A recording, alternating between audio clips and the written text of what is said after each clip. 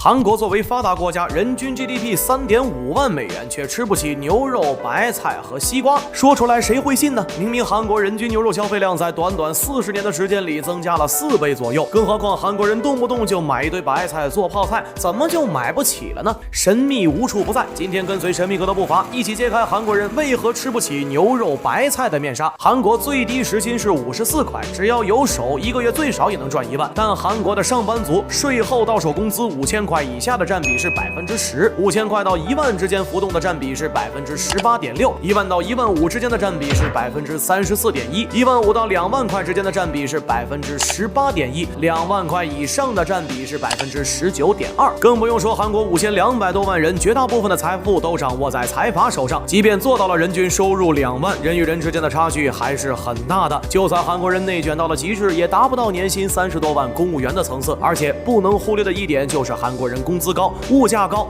房价也高。1斤韩牛要300块，特级牛肉500块往上走，1斤白菜60块。而在我国，1斤牛肉20-30左右，1斤白菜1块钱左右。到底是什么造就了韩国人吃牛肉白菜多，却又吃不起牛肉白菜的矛盾局面呢？提起韩国就会扯到财阀，财阀就是资本，资本就是美国。而让韩国成功进入发达国家行列的是美国，让韩国变成吃不起牛肉白菜的也是美国。这是为什么呢？2003年韩国爆发牛肉危机，罪魁祸首就是美国。韩国本土没条件大规模的养殖牛，只能从美国进口，填补牛肉需求缺口。结果美国牛闹了瘟疫，酷爱吃牛肉的韩国人就栽了跟头，死了不少人。从那时开始，韩国人就禁止了美国牛肉进口，结果就是本土韩牛价格高涨，涨到了普通韩国人吃不起的程度。再加上韩国偏执的身土不二的理念，觉得只有在韩国生长出来的东西吃了才是适合韩国人体质的，所以不管本土制造的牛肉白菜有多贵，韩国人都愿意买单。即便从美国甚至我国进口的东西会很便宜，韩国人也会嘴硬不会去买。其实韩国人身土不二的偏执，除了牛肉白菜还有西瓜。明明能从我国进口便宜的西瓜，可韩国人始终认为自己种的西瓜最好，吃的时候更是精致的不得了，从西瓜皮到西瓜肉吃的都非常起劲。实际上在韩国那片贫瘠的土地上，农作物的种植面积少之又少，盛产点大白菜都被做成泡菜端上桌了。在财阀资本的控制下，韩国人均月入2万，为何还是吃不起牛肉白菜？朝鲜半岛被一分为二后，韩国农业比不过朝鲜，经济也比不过朝鲜，还被朝鲜胖揍了一顿。直到朴正熙上任，韩国创造了韩强奇迹，才在经济上完虐朝鲜。一不做二不休，韩国索性把拖后腿的农业给切掉了，往死里发展工业。财阀也在当时应运而生。当时的韩国人眼里只有钱，认为钱就是万能的，没有农业支撑也能拿钱去换任何农业产品。当然这句话也没错，而弊端就是工业的发展掏空了农业的底子。